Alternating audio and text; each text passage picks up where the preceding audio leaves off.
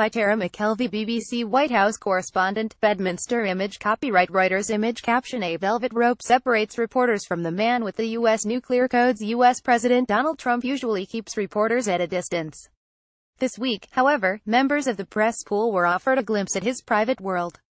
Trump National Golf Club smells like freshly mown grass. It has 18-hole courses, wooden bridges and silky-looking sand pits. One had a rake lying next to it. It's easy to see why he likes the place.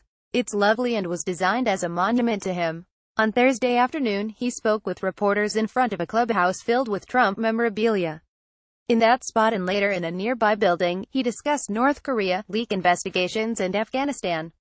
It was an unusually candid exchange, providing reporters with a behind-the-scenes look at his club as well as insight into how he sees the world.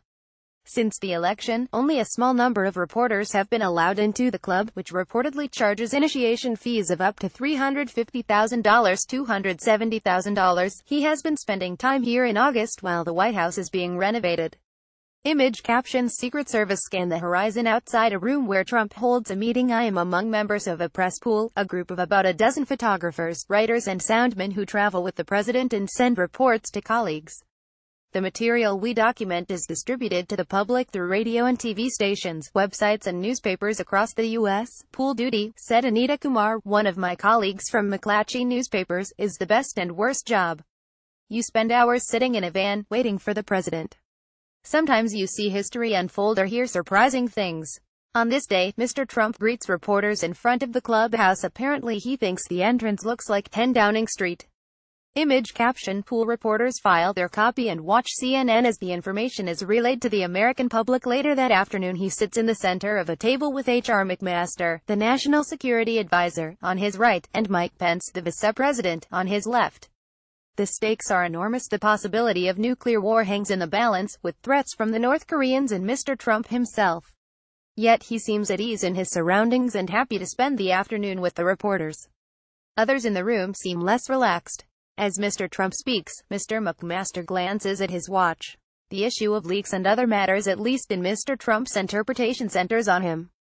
In this way the subject is like his foreign policy and his domestic policy, too. He casts himself in a starring role.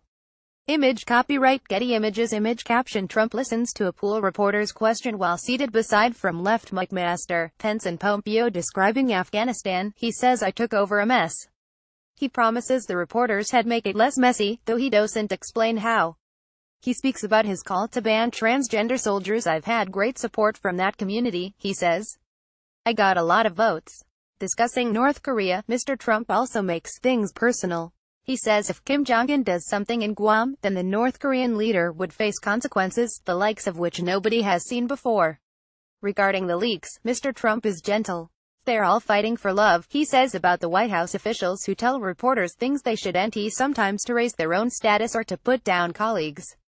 Trump adds, I'm somewhat honored. He describes the leaks in a way that contributes to palace intrigue, a fitting subject in his setting. The golf club is certainly palatial.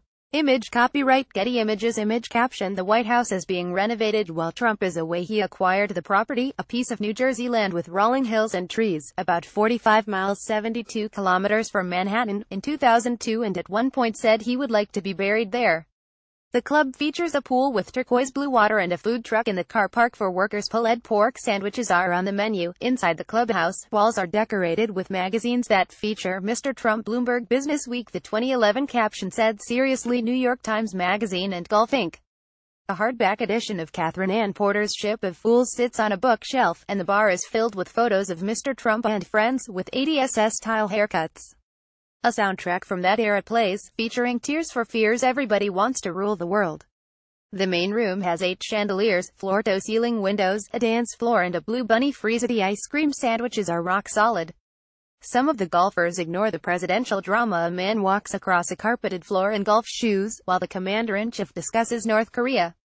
Meanwhile, locals say they like his style. Image caption A Secret Service agent patrols the golf course. Kim Duffy, a petrol pump attendant who works near the club, said he needs to be strong.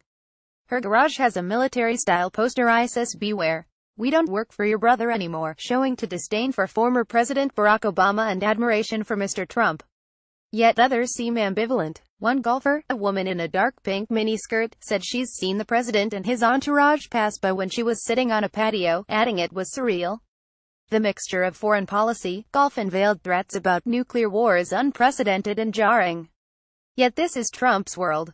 For the moment at least, it is also the world that reporters and all Americans inhabit.